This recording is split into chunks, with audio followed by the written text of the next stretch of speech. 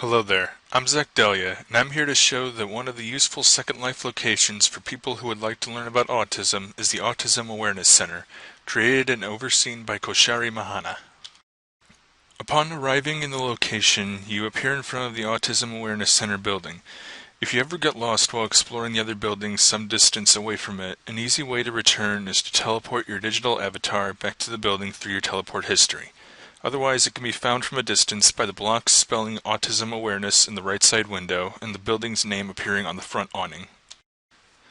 When you enter the first floor, you find a room to your left and another to your right, both pertaining to autism and our knowledge of the condition.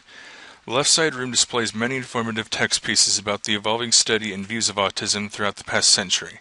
Photographs of people involved in its study, such as Eugene Blailer and Hans Asperger, are visible above basic information on their involvement, such as Blailer coining the word autism and Asperger identifying the behavioral pattern of autistic psychopathy. A video screen is on the opposite left wall, with a possible playlist available and 2 chairs for visitors to sit in. Unfortunately, during the time of this tour, an Adobe Flash Player error involving the screen prevented the slideshow from playing.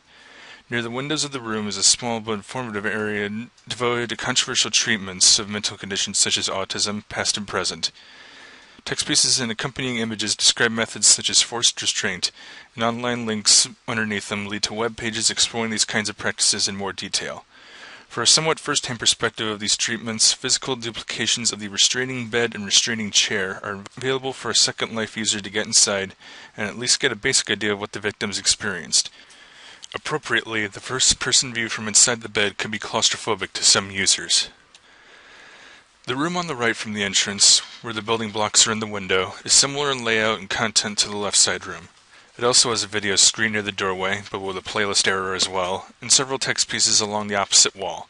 This room's information explores aspects of our current knowledge of autism, such as what is thought to cause it, the list of conditions in the autism spectrum, and the names of several helpful websites. The text pieces also have links to websites or Second Life note cards with more information. At the rear wall of the room is a guest book where a visitor can either comment on his or her experience in the building or read previous visitor entries. The building's second floor is designed as one large room with more media covering autism and its range of conditions. Behind and to the right of the top of the stairs is a computer desk and posters describing behavioral aspects like stimming, computer use, and communication issues with an autistic person. Closer to the stairs is a table with 8 seats and a bookcase near it with an online link to free ebooks about autism.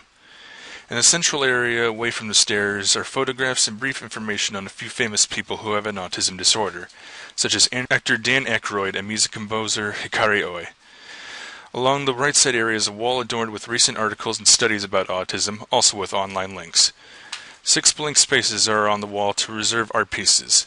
A note card that can be viewed explains that the user must contact Koshari Mahana if the art piece fits the requirement of having been made by a person with autism and/or meant to promote awareness.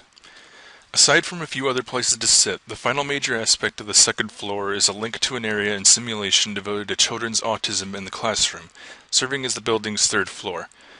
Clicking on the link teleports you to a classroom environment where you can sit at a desk and read a text piece describing the sensory difficulties an autistic child might experience, along with an included link going to the online article My Mind is a Web Browser, How People with Autism Think, written by activist Temple Grandin.